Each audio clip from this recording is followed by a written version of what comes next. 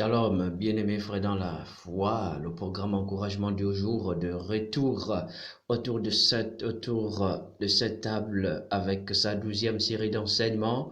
Et ce matin, sans pour autant tarder, nous voulons aller très rapidement avec notre 5e sous-thème, spiritualité et responsabilité dans la société. Spiritualité et responsabilité dans la société, c'est ce sur quoi nous voulons donc débattre, nous voulons être édifiés autant pour moi ce matin. Avec nous autour de cette table, un des bien-aimés dans la foi, un frère, un diacre de sa responsabilité aussi à l'Église, mais aussi un gestionnaire comptable et financier, notre bien-aimé Lévi Ndiengi qui est avec nous ce matin. Monsieur Lévi Ndiengi, bonjour, vous avez donc bel et bien la parole. Bonjour homme de Dieu, merci de me permettre d'intervenir dans ce merveilleux programme. Alors aujourd'hui, il m'a été donné d'intervenir sur la thématique suivante, la spiritualité et la responsabilité dans la société. Alors avant que de développer ce sujet, je voudrais définir avec vous les termes clés, les mots clés de cette thématique. Le premier, c'est la spiritualité. Alors, la spiritualité vient du mot latin, spiritus, qui signifie souffle de vie. Il signifie souffle de vie. Nous pouvons aussi dire que ce mot renvoie à la prise de conscience de l'individu, de sa dimension transcendantale, c'est-à-dire de sa dimension immatérielle, qui est caractérisée par certaines valeurs identifiables à l'égard de lui-même, donc une sorte d'introspective vis-à-vis de soi-même, vis-à-vis des autres, de la nature et de tout ce qu'il peut considérer comme étant l'ultime, c'est-à-dire comme étant intouchable, comme étant du domaine du sacré. Alors, le deuxième mot de notre thématique, c'est la responsabilité. Qu'est-ce qu'on peut entendre par responsabilité? Eh bien, c'est l'obligation de répondre de ses actes ou de celle des autres personnes placées sous soi. D'accord? Par exemple, si on est gérant d'un organe, d'une entreprise, on est responsable de cette entreprise. Alors, il y a plusieurs types de responsabilités. On peut avoir la responsabilité morale, la responsabilité civile, celle qui est considérée comme du point de vue des dommages. Par exemple, si vous causez un dommage à quelqu'un, c'est une responsabilité civile. Et nous avons aussi la responsabilité spirituelle. Donc, les trois types de responsabilités qu'on peut citer. Alors, le dernier mot de notre thématique, mot-clé, c'est la société. La société peut être définie comme étant un ensemble d'hommes qui sont soumis, bien qu'ils sont unis par la nature ou par la loi. Alors, quand nous regardons tous ces trois mots-clés, nous comprenons bien que l'homme sur Terre est bien influencé par ces trois mots-clés. L'homme est un être pensant, un être multidimensionnel. Il est fait d'un corps, d'une âme et d'un esprit. Il est donc un être spirituel, comme nous le confirme la Bible dans 1 Corinthiens 2 au verset 13. Donc l'homme est d'abord esprit, il a une partie esprit. Et l'homme également vit dans une société organisée, normée et est sujette à plusieurs influences. Bien-aimé, chaque jour, l'homme est confronté à des défis. Le principal défi de l'homme, c'est l'autodétermination, l'autoréalisation. Il est face à d'énormes contraintes, des défis de tout ordre, des défis émotionnels, des défis financiers, des défis familiaux, des défis professionnels, et j'en passe.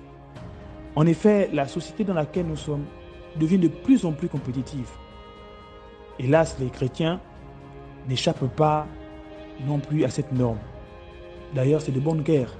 C'est de bonne guerre car nous sommes sur terre et soumis aux lois de la terre, aux lois de nos sociétés. Car notons-le, être chrétien ne signifie pas être pauvre, être dépourvu de bon sens, être dépourvu de capacité. Loin s'en faut. Au contraire, un chrétien hautement spirituel et conscient de son appel est un Dieu.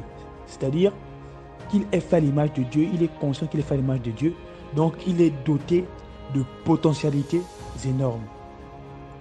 Bien-aimé, le livre de Psaume 82 au verset 6 nous dit ceci. Dieu nous dit ceci en parlant de nous, ses fils. J'avais dit, vous êtes des dieux. Vous tous, des fils du Très-Haut. J'avais dit, vous êtes des dieux, vous tous des fils du Très-Haut. Un fils du Très-Haut, c'est l'homme fait à la ressemblance de Dieu. Et il a tous les attributs que Dieu a, tous les attributs de son Père. Car un chien peut-il avoir pour fils un âne? Est-ce qu'on a déjà vu un chien qui a pour fils un âne? Ou alors un cabri peut-il avoir pour fils ou pour père un homme? Comment alors un chrétien né de nouveau peut-il avoir des attributs et des caractéristiques différentes de celles de son Père, qui est Dieu? Ainsi, la problématique centrale de notre du jour que nous pouvons tirer de notre thème est la suivante. Quel lien y a-t-il entre notre relation avec Dieu et notre besoin de réalisation sociétale? Sinon, comment faire pour faire coïncider les deux? Les deux sont-ils incompatibles? Afin de développer notre thématique, bien aimé, je nous invite à faire cette démarche de considérer trois principes, sinon de considérer trois valeurs ou vérités essentielles que nous devons comprendre en tant que chrétiens pour nous amener à pouvoir vivre une vie chrétienne épanouie, vivre une vie spirituelle épanouie dans notre société de plus en plus compétitive. La première vérité essentielle que nous devons retenir est la suivante, et nous la tirons du livre de Josué. Sinon, le livre de Josué vient en appui. La première vérité est la suivante. Comme le souffle de vie, la réussite vient de Dieu. Comme le souffle de vie, la réussite vient de Dieu. Comme le souffle de vie, je répète, la réussite vient de Dieu. Josué 1, verset 8 nous dit ceci, que ce livre de la loi ne s'éloigne point de ta bouche. Médite-le jour et nuit, car c'est alors que tu auras du succès dans tes entreprises, c'est alors que tu réussiras. Alors, bien-aimés, lorsque nous recherchons la vie en dehors du plan parfait de Dieu, en dehors de la sociabilité avec Dieu, nous sommes en train de chercher la mort, car tout nous vient de lui. S'il ne nous donne pas son souffle de vie, on ne peut en aucun cas espérer réussir. Tout comme on ne peut en aucun cas espérer travailler un jour, tout comme on ne peut en aucun cas espérer se mouvoir. Tous les matins, Dieu nous fait grâce de nous tenir en vie. Vous allez peut-être dire que oui, mais même les païens, même ceux qui ne sont pas spirituels se lèvent. Oui, mais ceux qui ne sont pas spirituels se lèvent, mais ils se lèvent en étant morts. Car ceux qui n'ont pas Christ dans leur vie sont des morts latents. Ce sont des morts potentiels, car dévoués et dédiés à l'enfer. Oui, bien-aimés, nous devons prendre conscience de ce que la vie que Dieu nous donne, le salut que Dieu nous donne, est une marge de manœuvre vers la réussite. La deuxième vérité, c'est que toute réussite sans Dieu est un échec. Et nous la puisons dans le livre de Deutéronome, chapitre 30, les versets 16 à 18. Je m'en vais lire. Car je te prescris aujourd'hui d'aimer l'Éternel ton Dieu, de marcher dans ses voies et d'observer ses commandements, ses lois et ses ordonnances, afin que tu vives et que tu multiplies, et que l'Éternel ton Dieu te bénisse dans le pays dont tu vas entrer en possession. Mais si ton cœur se détourne, et si tu n'obéis point, et si tu te laisses entraîner à te prosterner devant d'autres dieux, à les servir, je vous le déclare aujourd'hui, que vous périrez. Oui, bien-aimés, toute réussite hors du plan de Dieu, c'est-à-dire en n'associant pas Dieu, en n'étant pas intime avec Dieu, est un échec programmé. Ne nous fions pas aux réussites apparentes. Vous pouvez voir des gens avec des véhicules, des gens qui possèdent des entreprises, des gens qui recherchent à tout prix l'argent et qui ont de l'argent. Nous pensons souvent que ces personnes-là sont en réussite. Mais non, mon frère, ma soeur, ces personnes sont en échec. Si Dieu n'est pas associé à cela. Parce que chaque personne sur cette terre a un ministère particulier, a une association particulière, a un plan divin, a un agenda divin à accomplir sur la terre. Et nous devons être conscients de cela. Toutes les possessions que Dieu nous donne, si elles ne sont pas utilisées pour l'accomplissement de son plan, son divin plan, tout ceci n'est qu'un échec, un pur échec. Car nous avons un calendrier, chacune personne a un calendrier divin, a un plan divin, a un ministère divin à accomplir sur la terre. Et d'ailleurs, le livre de Marc, au chapitre 8, verset 36, nous le précise encore, en disant « Et que sert-il à un homme de gagner tout le monde si un jour il perd son âme ?» Si les considérations pour lesquelles on recherche le travail, on recherche l'argent, nous éloignent de la présence de Dieu, nous sommes dans la perdition. C'est d'ailleurs ainsi, nous allons voir dans certaines églises ou dans certaines vies, certaines personnes qui étaient très attachées à Dieu avant de trouver le travail, avant de se marier ou avant l'examen, des laissent par erreur, par mégarde, par ignorance. Dieu, une fois qu'ils ont le travail, une fois qu'ils ont le mariage ou une fois qu'ils ont fini l'examen, on oublie complètement Dieu et on pense que désormais on peut vivre notre vie. Bien-aimés, nous sommes dans la perdition, nous sommes dans l'erreur. La troisième vérité essentielle est la suivante. On ne peut être responsable socialement sans l'Esprit de Dieu en nous. Regardez, toutes les sociétés à travers le monde qui ont voulu marcher loin de cette vérité ont fini dans la perdition, dans la perversité la plus totale, dans les déviances de toutes sortes. Regardez aujourd'hui les déviances comme l'homosexualité et tout ce qui en suit. Lorsque nous marchons sans l'Esprit de Dieu, comme nous le dit 1 Corinthiens 2, au verset 13 à 15, bien-aimés, nous marchons selon les considérations humaines, nous marchons comme des hommes, comme des animaux. Comme des animaux. Et nous sommes voués à toutes sortes de déviances, toutes sortes de déviances. Bien-aimés, nous ne gagnerons jamais, nous ne réussirons jamais socialement sans nous rapprocher de Dieu. Et nous ne serons jamais heureux. C'est donc une erreur que de penser que le travail, le foyer, les affaires et tout ce qui nous préoccupe doit passer avant Dieu. Nous devons associer Dieu dans tout ce que nous faisons et nous considérer comme des ministres. Alors bien aimés, nous allons nous arrêter là et continuer tout à l'heure. Merci.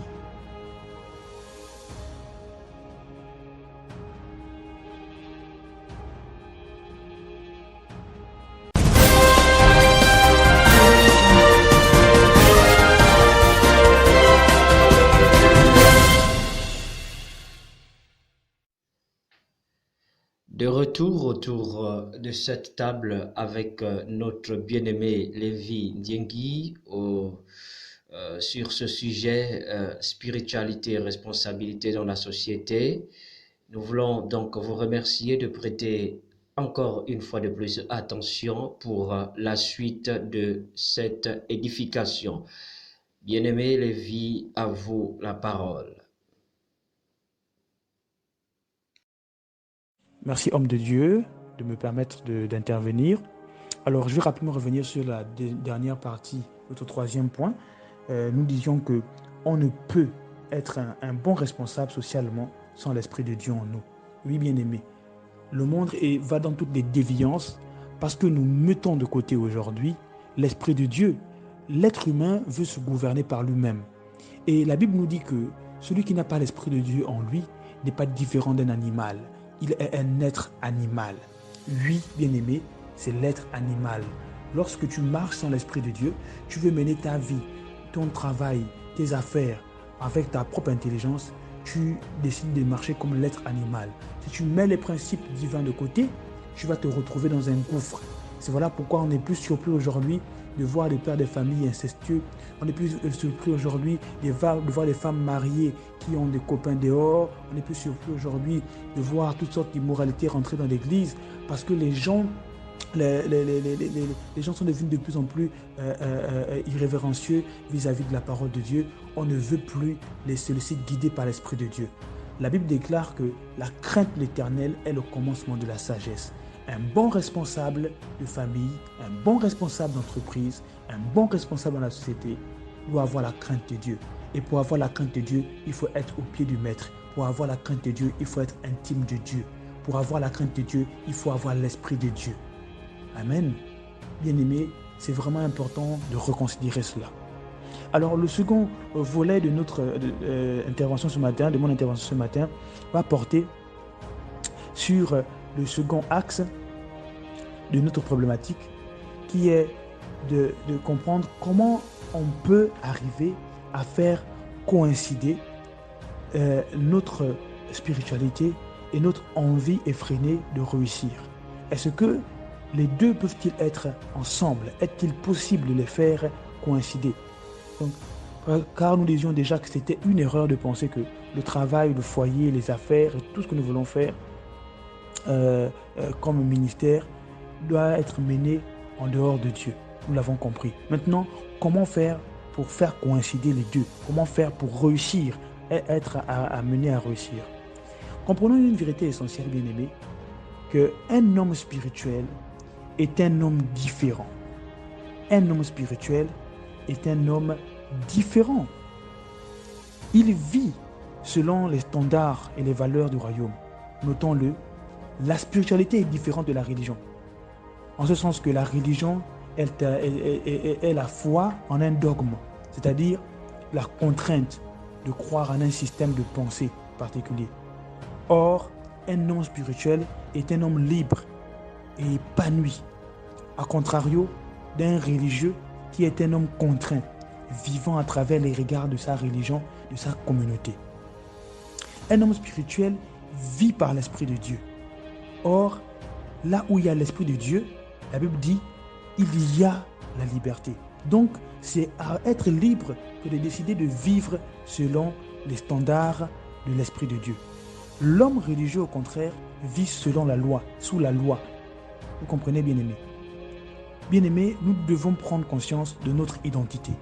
Donc, la véritable démarche à faire, la première démarche à faire, c'est de prendre conscience, de notre identité en Christ. Notre identité en Christ, afin de pouvoir mener une spiritualité en équilibrage avec notre envie de réussir, ou encore afin de pouvoir réussir en étant en équilibre spirituellement. Il faut que nous prenions conscience de notre identité. Quelle est notre identité en Christ? Quelle est notre identité en Christ? Bien-aimé, notre identité en Christ est notre position en Christ, qui fait de nous l'habitation de Dieu. À travers Christ dans nos vies, nous sommes l'habitacle de Dieu. Le livre de 2 Corinthiens 6 au verset 16 nous dit ceci: nous sommes le temple de Dieu. Là où Dieu habite, il y a la sanctification. Là où Dieu habite, il y a la plénitude de grâce. Là où Dieu habite, il y a l'Esprit de Dieu. Et la Bible renchérit, bien-aimé, dans le livre de Galates, au chapitre 2, le verset 20, à travers l'apôtre Paul, en disant que à travers Christ dans nos vies, ce n'est plus nous qui vivons, mais c'est Christ qui vit en nous. Bien-aimé, si Christ vit en nous, ça veut dire que nos vies sont désormais calquées selon le modèle de Christ. Si Christ vit en nous, ça veut dire que nous avons désormais l'identité christique. Nous n'avons plus l'identité pour nous. Nous n'avons plus d'identité femme. Nous n'avons plus d'identité nienne, pongoué. Nous n'avons plus d'identité d'être humain lambda. Nous avons désormais l'identité de Christ. Et nous devons être conscients de cela. Où que nous allions, quoi que nous fassions, quoi que nous disions, nous devons être conscients de cela. C'est rien qu'à ce prix que nous pouvons être spirituellement stables et que nous pouvons réussir socialement. Comment faire coïncider donc les deux? Comment faire en sorte que je puisse être en équilibre dans ma foi et que je puisse en même temps réussir dans la société? Je dois être conscient que, j'ai une identité particulière, je suis le temple du Saint-Esprit, je suis l'habitacle du Saint-Esprit, et que de ce fait, je suis donc un être spirituel, et que désormais, je ne dois plus vivre par moi-même, je dois laisser Christ vivre en moi. Première étape. La deuxième étape, qui est non négligeable, c'est celle du ministère. C'est celle du ministère, bien-aimé. Celle du ministère. Nous devons comprendre que nous sommes des ministres de Dieu. Des ministres, car nous sommes désormais employés à son ouvrage. Il nous a donné une recommandation. Allez et faites de toutes les nations mes disciples, bien-aimés. Nous sommes en mission sur la terre.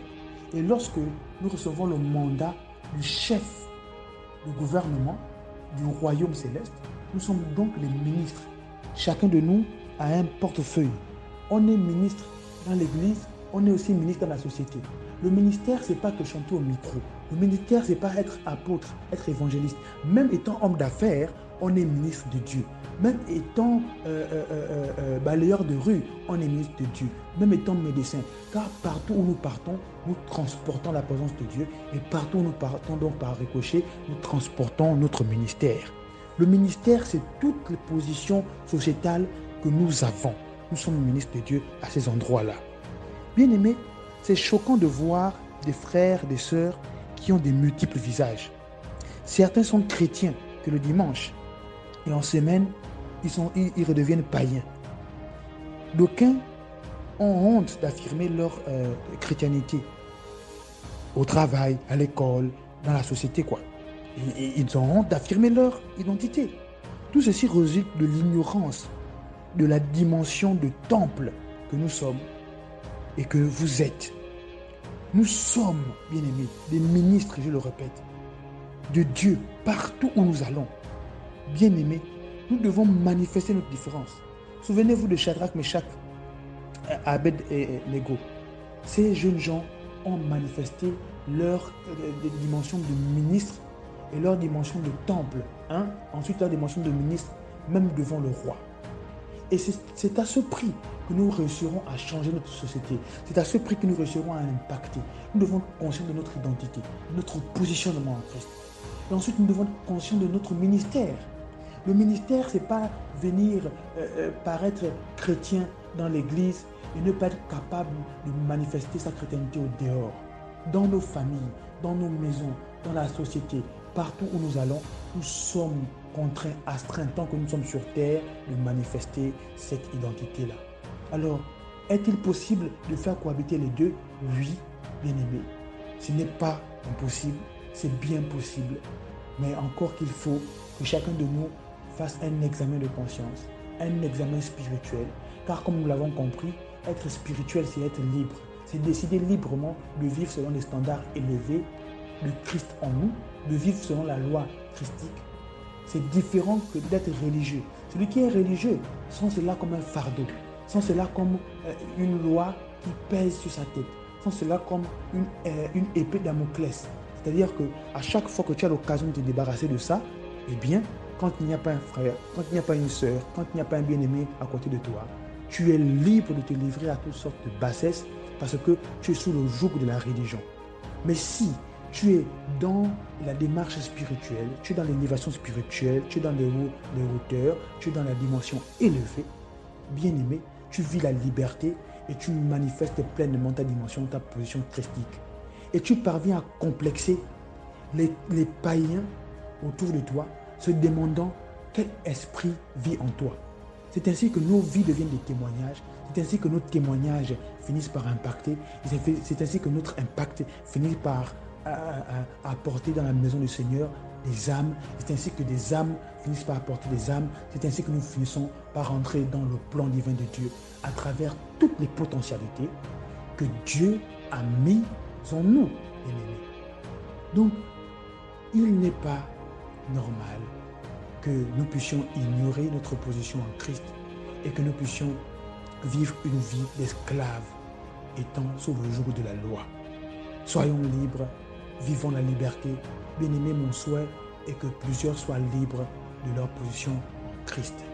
C'est le but pour lequel nous avons été suscités. Nous avons été suscités à la liberté à travers l'Esprit de Dieu qui est un esprit de liberté. Que Dieu vous bénisse, qu'il vous comble, qu'il vous remplisse encore pleinement de ses grâces. Au nom de Jésus. Amen. Merci, homme de Dieu, de me redonner la parole. Alors nous allons prier pour deux catégories de personnes. Pour celles qui ont du mal à mettre en valeur leur identité spirituelle.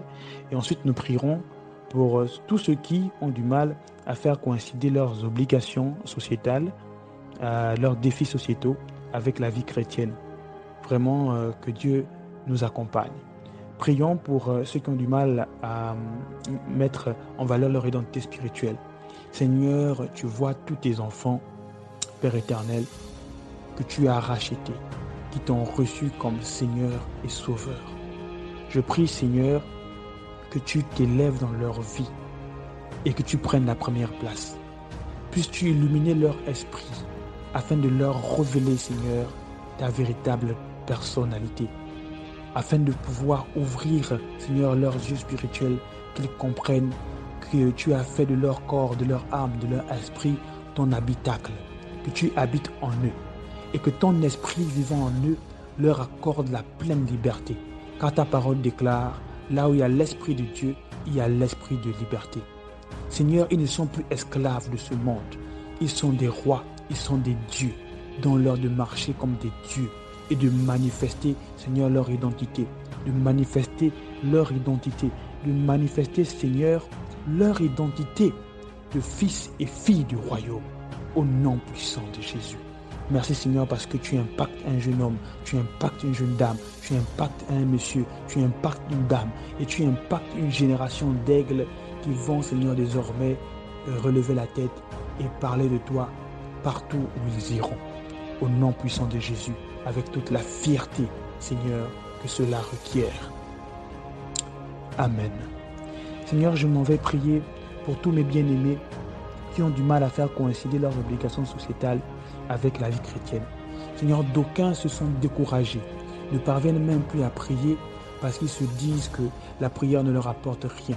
Seigneur, d'aucuns qui ont prié, d'autres qui ont prié, qui ont obtenu des exaucements, se sont relâchés pour, Seigneur, aller se livrer à d'autres dieux que sont l'argent, d'autres dieux que sont les foyers, d'autres dieux que sont le travail. Je prie, Seigneur, que leur cœur, Seigneur, revienne à toi et qu'ils puissent comprendre que sans toi, il n'y a pas de réussite. En dehors de toi, il n'y a pas de réussite et que toute réussite apparente ne sont que des échecs, car une réussite sans Dieu est une réussite qui conduit à la mort. Seigneur, ta parole déclare que sert-il à un homme de gagner ce monde si un jour il doit perdre son âme? Que sert-il à un jeune homme de se livrer à toutes sortes de possessions sans t'associer dans son plan? Seigneur, je prie qu'ils puissent comprendre, Seigneur, qu'il est impérieux pour eux de pouvoir se considérer comme des ministres, de pouvoir manifester leur ministère dans l'Église et de pouvoir manifester leur ministère en dehors de l'Église. Je prie que tu ouvres leurs yeux spirituels afin qu'ils se positionnent réellement. Merci pour ta fidélité. Merci parce que je crois que tu fais ces choses.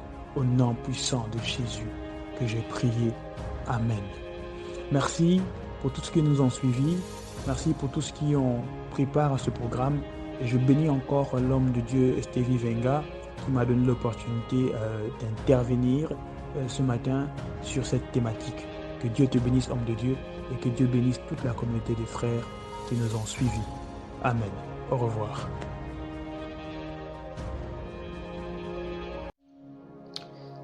Amen. Notre réalisation sociale dépend de notre intimité avec Dieu. La réussite vient de Dieu.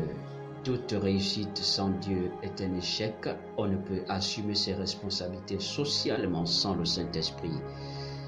Sont les mots que nous avions obtenus de la bouche de notre bien-aimé Lévi Ndiengi. Et ce matin, nous voulons donc signaler qu'ainsi prend fin notre sous-thème 5, spiritualité et gestion dans la société. Spiritualité, gestion dans la société, spiritualité et responsabilité dans la société était donc notre sous-thème 5. Nous vous prions donc de garder l'écoute, vous qui êtes les internautes de ce programme. Encouragement du jour vous remercie et vous souhaite de passer une agréable journée. Shalom, shalom chez vous.